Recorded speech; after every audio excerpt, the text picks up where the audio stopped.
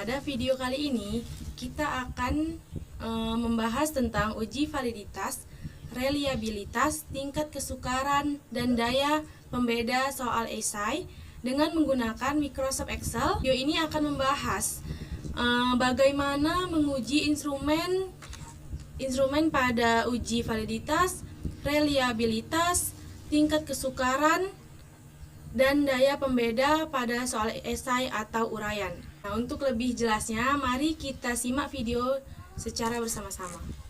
Nah, di sini saya memiliki data hasil ujian siswa kelas 3 dengan 10 butir soal. Nah, di sini sudah ada nama respondennya dari responden 1, 2 sampai 30. Nah, di sini saya sudah mempunyai template dari Microsoft Excel.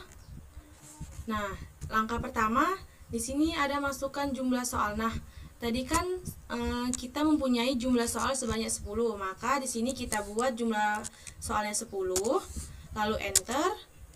Nah, maka di sini akan otomatis muncul dari nomor butir soal 1, 2, 3, 4, 5 sampai dengan 10.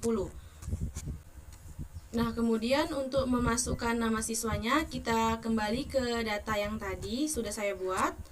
Nah, di sini untuk nama siswanya di sini saya membuatnya responden 1, 2 sampai 30. Nah, langsung saja ini kita copy ya dengan cara mengklik sekali, lalu kita drag ini sampai ke bawah sampai ke responden 30. Lalu klik kanan. Kemudian pilih copy. Nah, kemudian kita masuk lagi ke template yang tadi. Nah, pada kolom A baris ke-6, lalu kita klik kanan. Kemudian kita pilih values.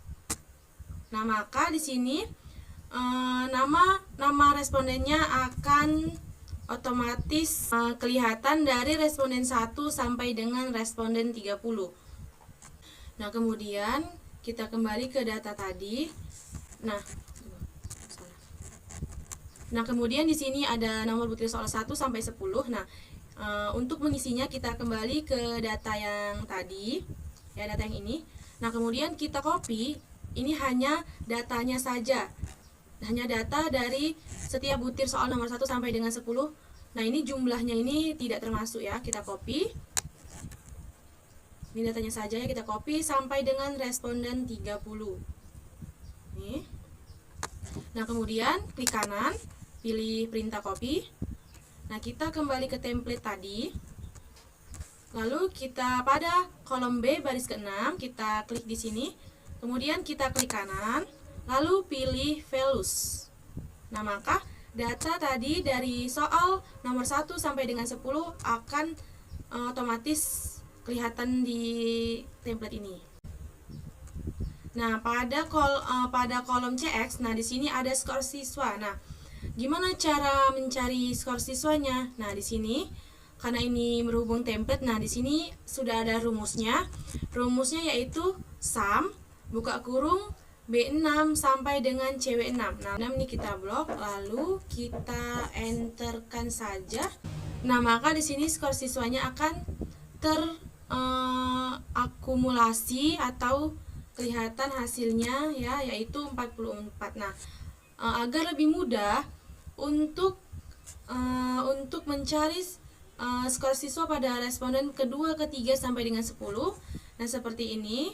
Kita klik sekali, kemudian jika ada terlihat tanda tambah kecil warna hitam seperti ini, kemudian kita drag ke bawah ya, seperti ini sampai ke responden 30, lalu kita enter. Nah, maka jumlah skor siswanya otomatis akan terlihat di sini. Nah, kemudian di sini ada jumlah benar. Nah, gimana sih cara menghitung jumlah benarnya dari nomor butir soal pertama? Nah, di sini sudah ada rumusnya yaitu sum buka kurung B6 sampai B66. Nah, langsung saja ya, mana dia kolom B6. Nah, ya B6 sampai B66. Ini ya, dia nomor butir pertama pada kolom B baris ke-6 ini ya. Kemudian kita tarik sampai ke B66 untuk mencari jumlah benar pada soal nomor 1. Lalu kita klik enter. Nah, maka di sini hasilnya akan terkalkulasi sendiri, yaitu pada nomor butir soal pertama jumlah benarnya yaitu sebanyak 123. Nah, untuk mencari jumlah benar pada soal nomor 2, 3 sampai dengan 10 sama caranya, langsung saja kita copy ya ke kanan seperti ini. Lalu enter. Nah, maka di sini hasilnya akan terkalkulasi sendiri. Jumlah benar dari soal nomor 1 sampai dengan 10. Nah, kemudian juga kita blok pada kolom CX6 sampai CX66. Nah, mana kolom CX66? CX6. Nah, di sini ya kolom CX6 itu. Nih, kolom CX. Nah, kolom CX itu nih di skor siswa ya, di skor siswa. Nih, skor siswa nih CX6 sampai dengan CX66. CX66 berarti sampai bawah sini kita blok, lalu kita enter. Nah, maka hasilnya itu akan terkalkulasi sendiri pada nomor butir soal pertama. RX hitungnya yaitu 0,05. Nah, begitu juga untuk mencari RXY hitung pada soal nomor 2, 3 sampai dengan 10 dengan cara kita ini klik sekali lalu kita copy ke kanan ya. Nah, maka enter. Nah, maka hasilnya akan otomatis terkalkulasi sendiri. Nah, kemudian di sini ada airtable. Nah, bagaimana cara menentukan airtable? Nah, di sini sudah ada ketentuannya. Di sini saya mempunyai tabel product moment. Nah, di sini ada jumlahnya. N ini jumlah. Nah, karena jumlah responden kita 30, ya ini 30, kemudian kita menggunakan taraf signifikan yang 5%. Nah, kita lihat di sini jika dia N-nya 30, kemudian kita menggunakan taraf signifikan yang 5%, maka di sini nilai airtable-nya adalah 0,361. Nah, di sini maka di template ini benar ya, airtable kita adalah 0,361. Nah, kemudian kita akan mencari simpulan. Nah, simpulan di sini pada nomor butir soal pertama di sini adalah tidak valid. Nah, di sini saya mempunyai file. Bagaimana kita melihatnya dia valid atau tidak valid? Jika R hitung lebih besar airtable, maka instrumen atau item pertanyaan berkolerasi signifikan terhadap skor total, nah maka dinyatakan valid. Nah, jika R hitung lebih kecil airtable, maka instrumen atau item pertanyaan tidak berkolerasi signifikan terhadap skor total. Nah, ini dinyatakan invalid atau tidak valid. Nah, kita lihat. Nah, di sini karena pada butir soal nomor 1 R hitung kita lebih kecil daripada airtable, maka di sini simpulannya tidak valid. Nah, begitu juga dengan nomor 2. Nah, sedangkan untuk nomor 3, untuk butir soal nomor 3 di sini kebetulan R hitungnya ini lebih besar daripada airtable. Maka di sini simpulannya adalah valid. Nah, begitu juga untuk mencari simpulan pada soal nomor 4, 5 sampai dengan 10. Nah, kemudian kita akan menganalisis kategori. Nah, di sini pada nomor butir soal pertama ini kategorinya sangat rendah. Nomor butir soal kedua juga sangat rendah, nomor 3 rendah. Nah, gimana cara mencarinya? Nah, ini juga sudah ada ketentuannya. Ada validitas instrumen yang mengacu pada pengklasifikasian validitas yang dikemukakan oleh Guilford pada tahun 1956 halaman 145. Beliau mengatakan 0,81 sampai 1,00 itu dinyatakan valid, sangat tinggi atau sangat baik. Nah, 0,61 sampai 0,80 itu dinyatakan validitasnya tinggi atau baik. 0,41 sampai 0,60 dikatakan validitasnya sedang atau cukup. Nah, 0,21 sampai 0,40 validitasnya rendah atau kurang. Nah, sedangkan 0,00 sampai 0,20 ini dikategorikan validitasnya sangat rendah atau jelek atau juga tidak valid. Nah, kemudian di sini kategori kita pada butir soal nomor 1 ya, ini di sini sangat rendah karena dia kurang dari 0,20. Nah, begitu juga untuk soal nomor 2 sangat rendah, nomor 3 rendah, juga sampai pada butir soal ke-10. Nah, kemudian di sini ada jumlah valid dan tidak valid. Nah, di sini jumlah validnya itu ada 4. Nah, kemudian jumlah tidak validnya itu ada 6. Jadi pas ya, jumlah soal kita kan ada 10. Nah, kemudian di sini ada uji reliabilitas. Nah, di sini kita menggunakan metode Alpha-Cronbach. Nah, kemudian di sini varian item, kita akan mencari varian item pada nomor butir soal pertama. Nah, di sini sudah ada hasilnya ya, karena saya menggunakan template. Nah, gimana caranya kita mencari varian item menggunakan manual? Nah, di sini juga saya sudah mempunyai file yang terdapat rumus dari mencari varian item. Nah, di sini bisa dilihat R11 sama dengan R11 itu adalah reliabilitas instrumen. Kemudian buka kurung K per K dikurang 1. Nah, K itu adalah banyaknya butir pertanyaan atau banyaknya soal. Kemudian dikali jumlah varian butir per item, kemudian dibagi varian total. Nah, kita kembali ke template tadi. Nah, di sini rumusnya yaitu var itu varian ya. Var B6 sampai B66. Oke, kita blok.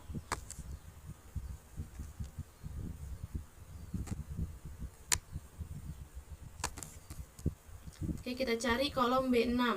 Ini ya, kolom B baris ke-6 sampai B66. Kita cari. Kita tarik ya.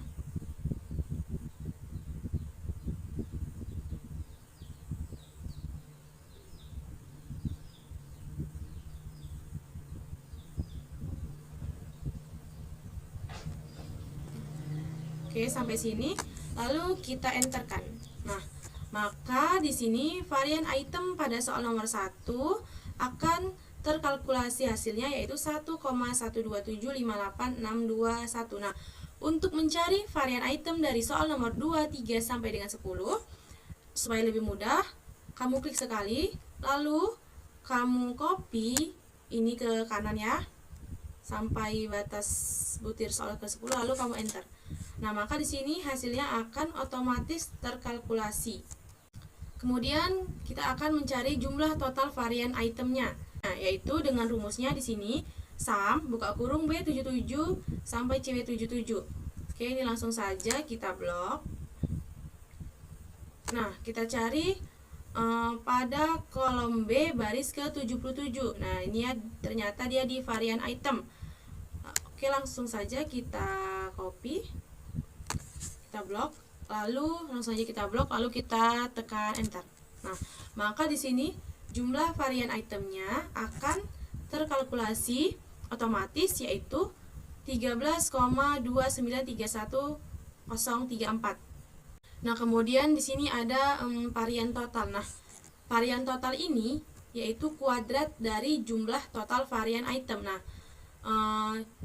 jadi kuadrat dari jumlah total varian item yang ini adalah 11,964. Nah, kemudian di sini ada koefisien reliabilitas atau R11. Nah, bisa dilihat di sini rumusnya yaitu H2 dibagi H2 dikurang 1. Nah, H2 ini adalah K. K itu adalah jumlah soal. Nah, tadi kan kita jumlah soalnya ada 10, maka 10 dibagi 10 dikurang 1. Nah, 10 dikurang 1 itu 9. Kemudian dikali 1 dikurang B7 per B79. Oke, langsung saja. B7 itu kita lihat di mana? Nah, B7 itu ada di kolom B baris ke-77 yaitu di varian item. Kita klik, lalu kita kurang, kemudian dikurang tadi B78. B78 itu adalah jumlah total varian item. Lalu kita enter. Maka di sini akan otomatis terkalkulasi koefisien reliabilitas atau R11-nya yaitu minus 0,1417629. Nah, kemudian di sini ada R tabel. Nah, R tabelnya sama ya seperti yang di atas tadi. Ya, 0,361 karena jumlah data kita ada 30. Nah, kemudian kita menggunakan taraf signifikan Nih, karena jumlah data kita 30, kemudian kita menggunakan taraf signifikan yang 5%, maka R tabel kita 0,361. Nah, kemudian di sini ada kesimpulan. Nah, di sini kesimpulan kita tidak reliabel.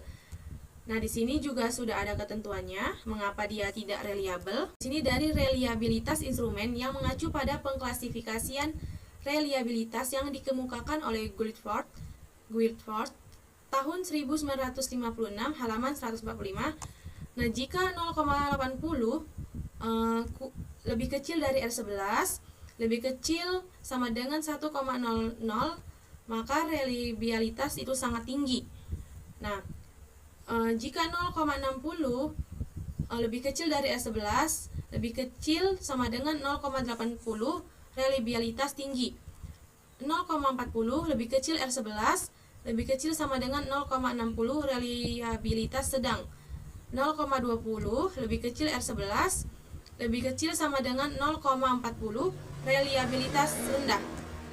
Sedangkan minus 1,00 lebih kecil sama dengan R11, lebih kecil sama dengan 0,20, reliabilitas sangat rendah atau tidak reliabel.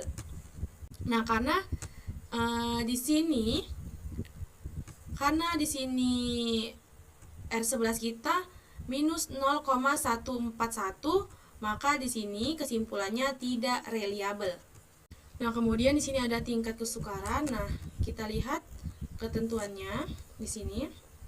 Untuk tingkat kesukaran yaitu TK sama dengan X per SMI. Nah, TK itu indeks kesukaran, X itu adalah nilai rata-rata tiap butir soal, kemudian SMI adalah skor maksimum ideal. Nah, bisa dilihat di sini rumusnya adalah average, kemudian kita B6 sampai B66. Nah, maka ini nilai rata-ratanya kita blok ya, B6 dan B6 sampai B66, kemudian dibagi nilai maksimumnya. Nah, di sini nilai maksimum kita 5 ya. Lalu kita enter. Nah, maka di sini tingkat kesukaran pada soal nomor 1 yaitu 0,82. Nah, untuk mencari nilai kesukaran pada butir soal nomor 2, 3 sampai dengan 10, nah bisa dilakukan seperti ini ya. Lalu kita tarik atau kita copy, lalu kita enter. Nah, maka otomatis tingkat kesukarannya akan terkalkulasi sendiri. Nah, kemudian kita mencari kriteria kesukaran. Nah, ini juga sudah ada ketentuannya. Nah, di sini ada tabel dari tingkat kesukaran. Nah, untuk tingkat kesukaran lebih kecil 0,30, maka itu dikatakan sukar. Nah, jika 0,30 lebih kecil dari tingkat kesukaran lebih kecil dari 0,70, maka dikategorikan sedang. Nah, sedangkan tingkat kesukaran lebih besar 0,70, maka dikatakan itu mudah. Nah, di sini bisa dilihat ya kriteria kita. Pada butir soal nomor 1 ini terlalu mudah, nomor 2 terlalu sukar, nomor 3 terlalu sukar, sampai dengan nomor 10. Nah, kemudian di sini ada SA dan SB. Nah, SA itu adalah rata-rata atas, nah sedangkan untuk SB adalah rata-rata bawah. Caranya gimana? Nah, pertama kali kita akan urutkan datanya. Ini data terlebih dahulu. Caranya yaitu pada kolom A baris ke-6, pada responden 1 kita blok sampai ke skor siswa.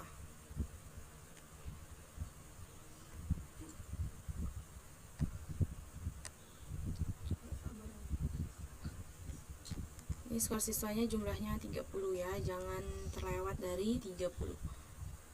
Oke, maka kita pilih di sini sort and filter. Kita pilih custom sort. Kemudian ini sort by-nya skor siswa, sort on-nya values, dan ordernya ini large to small. Kita oke-kan. Nah, maka di sini jumlah datanya akan otomatis terurut dari jumlah skor yang tertinggi sampai yang terendah. Nah, kemudian kita kembali ke SA. SA itu adalah rata-rata atas. Nah, di sini juga sudah ada ketentuannya ya untuk rata-rata atas dan rata-rata bawah.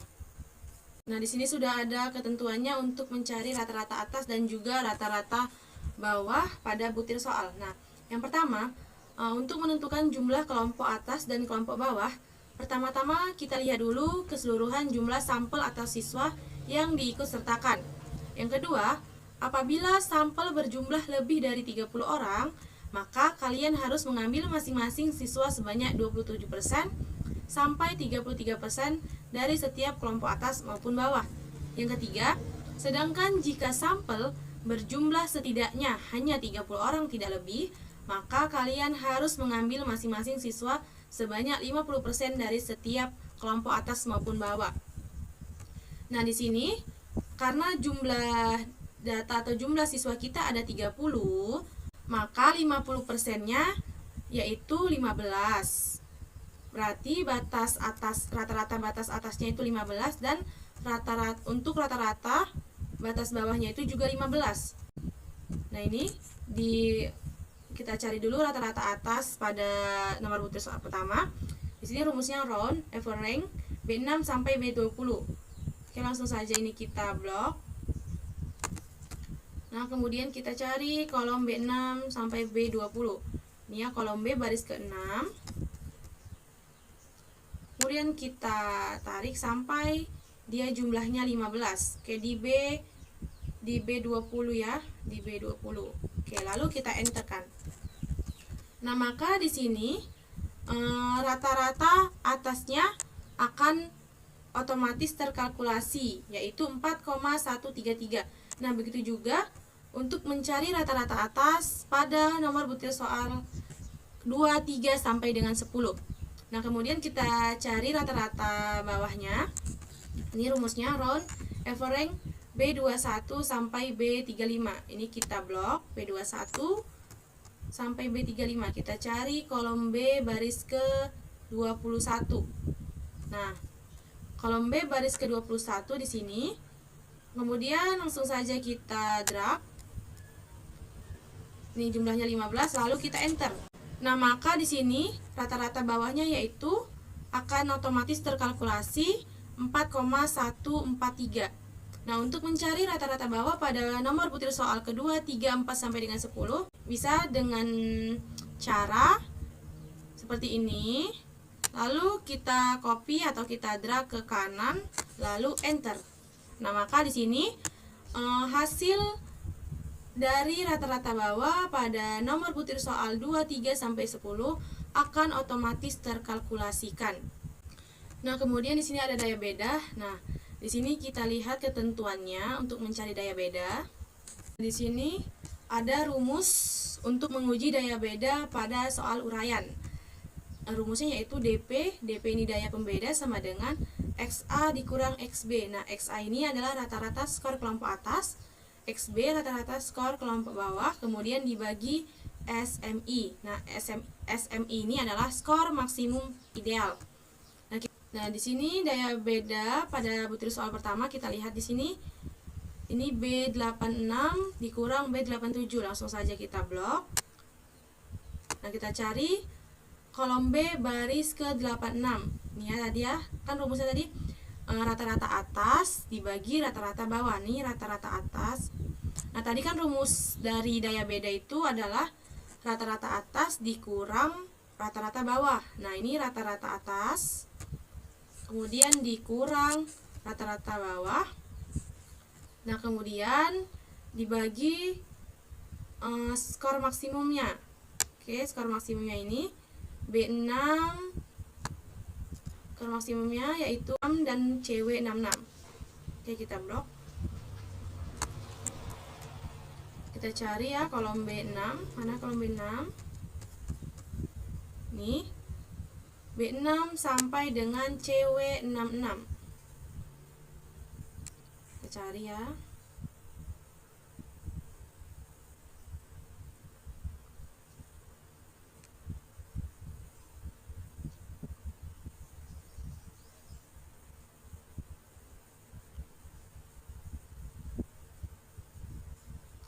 Oke, sampai sini CW66. Lalu kita enter. Nah, maka di sini daya beda untuk soal nomor 1 yaitu minus 0,002. Nah, begitu juga untuk mencari daya beda pada soal nomor 2, 3 sampai dengan 10. Mencari kriteria, kita lihat di sini ketentuannya ya. Ini ada tabel dari daya pembeda. Nah, untuk daya pembeda lebih besar dari 0,70 itu dikategorikan baik sekali atau digunakan. Nah, untuk 0,40 lebih kecil dari daya pembeda, lebih kecil 0,70 itu dikategorikan baik atau digunakan. Nah, jika 0,20 lebih kecil dari daya pembeda, lebih kecil 0,40 itu dikategorikan cukup. Nah, jika daya pembeda kurang atau daya pembeda lebih kecil 0,20 itu dikategorikan jelek. Nah, kita lihat Excel kita. Nah, di sini untuk daya beda kita pada soal nomor 1 itu kurang dari 0,20. Maka kriteria daya pembeda kita di sini drop. Nah, begitu juga untuk nomor butir soal kedua, ketiga sampai dengan 10 juga drop.